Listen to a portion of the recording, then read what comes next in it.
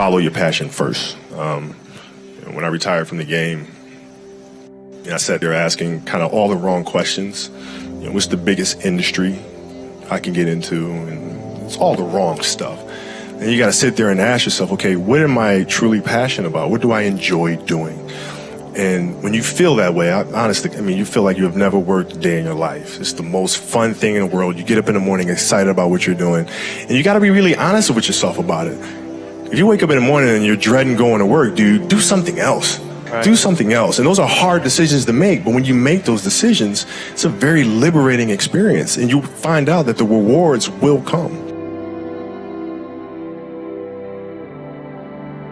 I think the best way to prove your value is to work, is to learn, is to absorb, to be a sponge. But you always want to outwork your potential. As hard as you believe you can work harder than that. And that's what I tried to do when I first came in the league. But basketball is such a direct competition sport that me coming in at 17, I hated when my teammates would say, I get hit with an elbow, right? Shaq would hit me with an elbow in practice. And Nick Van Exel would come up and say, "Are you okay?" I'm like, what? Are you okay? What the hell's wrong with you?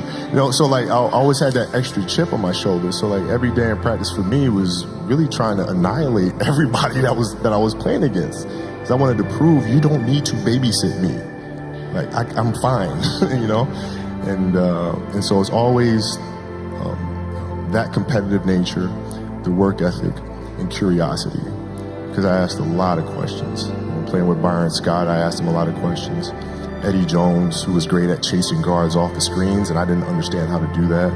I would sit with him before practice, after practice. Magic, all the Laker greats, I would always sit down and just ask them questions about certain games that I studied growing up. What actually happened there? What did you feel there and why? We were playing against the Lakers, Tom, and we were out here in LA. So the game was at 7. I was like, you know what? I'm gonna come to the Staples Center because we're playing. This is when the Lakers had Kobe and Shaq. Okay, this is like the championship Lakers. So I'm gonna get there at 3 o'clock. And I want to make sure I make 400 made shots before I go back into the room, and then I sit in the sauna and I get ready for the game. So, get in the car, get to the gym, get there, and as I'm walking onto the court, who do I see? I see Kobe Bryant, already working out. So once I set my foot across that line, I started working out. And so I worked out for a good hour and a half. And when I came off, after I was done, I sat down, and of course I still heard the ball bouncing. I looked down, I'm like, this guy's still working out. He was working out for it looks like he was in a dead sweat when I got here. Right. And he's still going. And it's not like his moves are nonchalant or lazy. He's doing game moves, I sit there and I unlace my shoes. I'm like, I want to see how long this goes. So I sit out there and watch 25 minutes. And he got done. I said, okay, I think I've seen enough. Go play, come back, get in the sauna, get ready for the game. That game, he drops 40 on us, okay? And after the game is over, I'm like, I have to ask this guy. I have to understand, why he works like that. Right. So after the game is over, I'm like, hey, Kobe, why were you in the gym for so long? He's like, because I saw you come in. And I wanted you to know that it doesn't matter how hard you work, that I'm willing to work harder than you.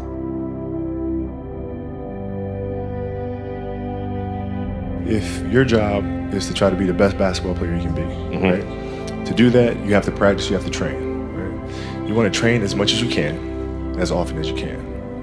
So if you get up at 10 in the morning, train at 11, right? 12, say 12, train at 12, train for 2 hours, 12 to 2. You have to let your body recover. So you eat, recover, whatever. You get back out, you train, start training again at 6.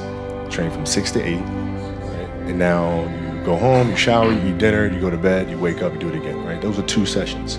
Right? Now imagine you wake up at 3, you train at 4, you go 4 to 6, come home, breakfast, relax, blah, blah, blah. Now you're back at it again, 9 to 11, right? You relax, and now all of a sudden you're back at it again, 2 to 4, and now you're back at it again, 7 to 9. Look how much more training I have done by simply starting at 4, right? And so now you do that, and as the years go on, the separation that you have with your competitors and your peers just grows larger and larger and larger and larger and larger. And by year 5 or 6, doesn't matter what kind of work they do in the summer, they're never going to catch up because you're 5 years behind. Right? So it makes sense to get up and start your day early because you can get more work in. If I start earlier, I can train more hours. And I know the other guys aren't doing it because I know what their training schedule is. Right? So I know if I do this consistently over time, the gap's just going to widen and widen and widen and widen and widen, and they won't be able to get that back. So to me, it was just common sense. I'm like thinking, how can I get an advantage? Oh, start earlier. Yeah, let's do that.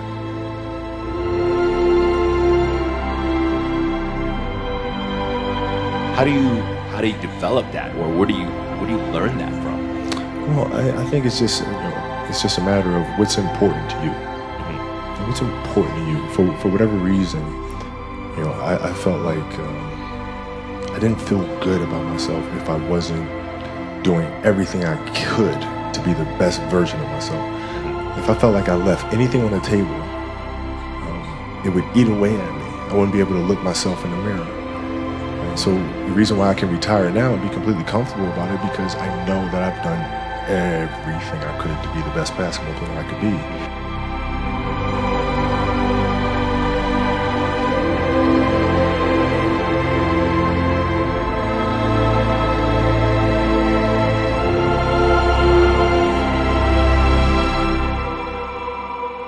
This has been absolutely beautiful, you guys. I can't believe it's come to an end.